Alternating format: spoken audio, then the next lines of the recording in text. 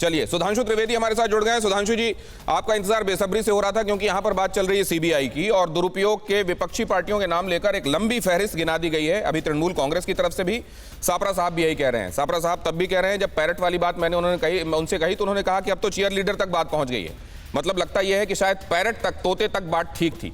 ये चल क्या रहा है? सीबीआई जिसको लेकर सब कहते हैं कि अगर कोई मामला हो और क्रेडिबल जांच करानी हो तो सीबीआई से, और वहीं सीबीआई अगर किसी पर हाथ डाले तो सीबीआई किसी के इशारे पर काम कर रही होती है। अब आप क्योंकि सत्तारूढ़ दल से ताल्लुक रखते हैं, जरा स्पष्ट कर दीजिए क्या है सीबीआई का मामला।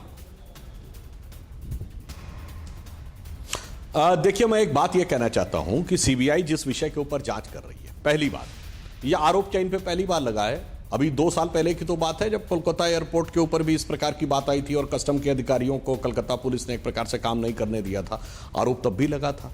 अच्छा, दूसरी बात, ये एक बाकायदा एक जांच चल रही थी जो 2020 में 21 नवंबर को सीबीआई ने उसकी जांच शुरू की, 28 नवंबर को एफआईआर चार्जशीट किया, फिर 31 दिसंबर को ये सब गवाहों के नाम में आए। इनामुल हक नाम का एक व्यक्ति है जिसने कि तृणमूल कांग्रेस के नेता विजय मिश्रा का नाम लिया, उसके बाद वहां से तार जुड़ते हुए आए। तो कोई ऐसा तो है नहीं कि अचानक सीबीआई उड़ी जो आप कह रहे थे, क्योंकि आपने अपने जमाने में तोता बना रखा था, तो वो कोई पोपट तो था नहीं कि उसने जाके एक कोई पर्ची निकाल ली और फिर कहा देखो यही तुम्हारा भविष्य। ऐसा तो नहीं था। बाकायदा एक जांच हो रही है जिसमें स्टेप बाय स्टेप चीजें आगे बढ़ रही हैं। इनामुल हक से विनय मिश्रा तक, विनय मिश्रा से अभिषेक बनर्जी के परिवार तक बात पहुंची है। और दूसरी बात, हम एक और बात कहना चाहते हैं कि अगर आप ये बात कहें तो आप लोग आरोप तो हम पे लगाते हैं। आपके जमाने में तो कितनी आपकी सरकार रहते हुए आपके लोगों के खिलाफ सीबीआई की जांच गठित हुई कोर्ट के निर्णय पे। अब बताइए, लालू प्रसाद यादव जी आरोप लगाते थे हम लोगों पे और भूल जाते जब जनता दल की सरकार थी तब उनके खिलाफ केस शुरू हुआ था, खुद उनकी पार्टी की सरकार। तो यह बताइए कि आपकी पार्टी में भी आपके लोगों के खिलाफ सीबीआई लगी हुई थी।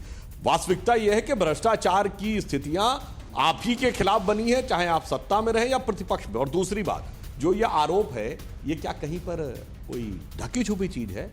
आप कोलकाता में जाइए तो जो आरोप कहे जा रहे हैं, ठीक है, तथ्यात्मक आधार पर तो आरोप बाद में सिद्ध होंगे, मगर व्यवहारिक और जनमत में तो सबको पता है कि कहां कटमनी, कहां कमीशन, कहां तोलाबाजी, किसके संरक्षण से कैसे इलीगल काम होते थे, कैसे व्यापार होते थे, किसका वरदस्त हो जाए तो सब कुछ हो जाता था।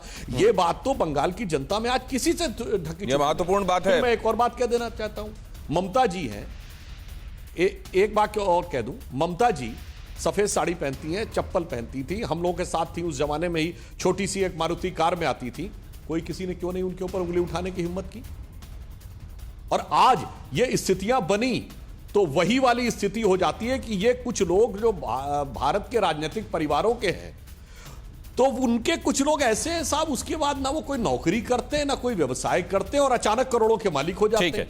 तो भाई ये जादुई करिश्मा क्या है? ये करिश्मा क्या है? जूही बता पाएंगे। जूही, ये करिश्मा क्या है? आपको ये भी परिवार में पिछले 3 पीढ़ियों ठीक है, किसी ने ना कोई नौकरी की है ना व्यवसाय। सुधांशु जी जवाब ले लें। 3 पीढ़ियों से। फिक्र आपकी, सोमवार से शुक्रवार रात 9 बजे सिर्फ TV9 भारतवर्ष पर।